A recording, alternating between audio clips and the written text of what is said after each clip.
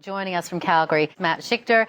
He's a radio host, a music director. Always a pleasure. This is a pleasure. This is like a smart interview. It was a great interview. Thanks for having me.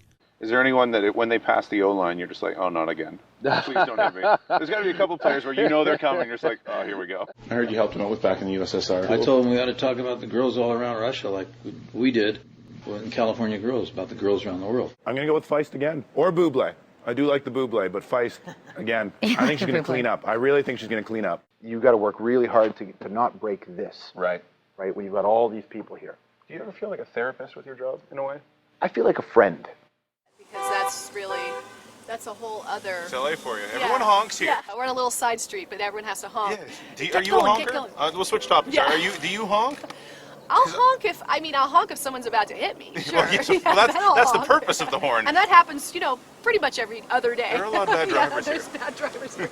A lot of people don't like the fact that it's not about a chick, so I've honestly recently... It doesn't matter, though. I don't think it does either, but recently I've been actually changing my answer to sort of... to suit people. Yeah, because I feel like people sort of want to hear that, but honestly, it's about a dude I really hate. How different is it directing an actor looking into a camera, talking to an audience, as opposed to just regular dialogue?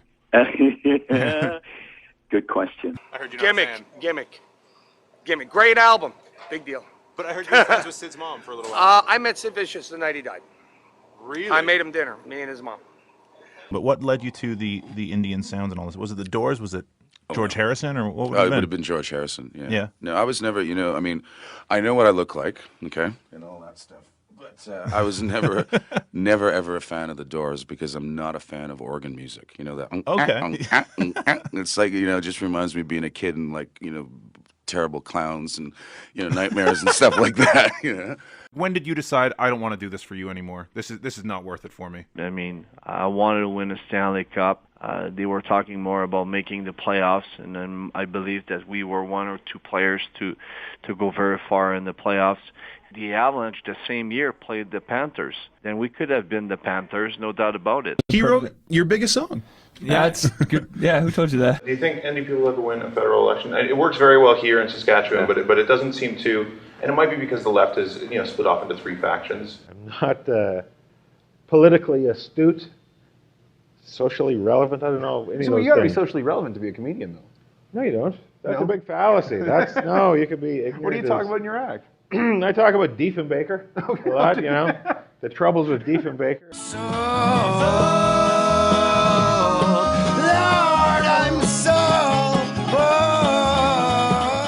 B.B. King, what do you love about music? Well, they tell me that music soothes the savage beast, and I guess it's a little beast in me. What's your favorite scene that you've done on the show so far? Wow. It's so hard to say. That's what she said. It's so hard to say what... Did you guys do those off air, too? All the time. It's stupid. Yeah, I'm going to wait, want a cup of coffee? That's what she said.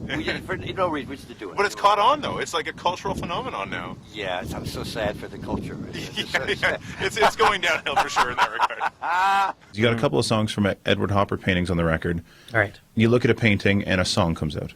Now, obviously not the whole song right away, but why those two paintings? On the topic of wrestling changing with the internet, what do you think MMA has done to it? Are you a fan? Yeah, I'm a fan. Yeah, for sure. I have a lot of respect for it. I mean, I'm so glad that I went into pro wrestling now. When I watch that and I go, I'm so glad that I only pretended to hurt somebody. Well, you never hurt anyone. I've got so a conscience. Claim to fame. I could never beat a friend of mine like that. I don't fight with my friends. And watching UFC, I know these guys are friends and they fight each other and they hurt each other. And I couldn't be paid enough money to do that. You guys have been Dancing with the Stars fans, it seems. You really know the show. Listen, we try to support everybody, man. No, that one is true. I don't know where you got that inside information. I'm wondering about fuel-efficient racing. Do you see that happening someday soon? Electric cars, can they go fast enough? I don't think it's only a question of speed as far as electrical is concerned, is the grunt. I probably wouldn't be interested in racing electrical now. One day we'll come to that because it just simply won't be politically correct to have a fuel. Not because the racing is better, the racing will be worse. Well, look at what happened to him, though. They did everything in their power to impeach him. They still couldn't because people loved him.